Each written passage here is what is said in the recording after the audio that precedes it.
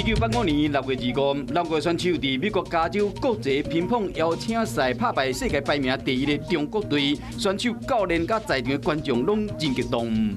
10多年来，我们梦寐以求的就是说，能够在国际上争冠。我们跟他一争长短，赢了他们，表示我们有实力在世界上名列前茅。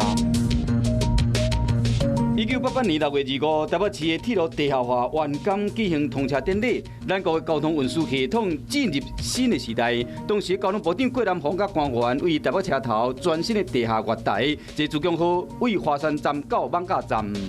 我们整个的工程要不影响台北市的交通的状况之下，逐步这样来做的，我想非常不简单。地下化铁机路用是无接点的铁机去赛时较无声，速度嘛比用过加正紧。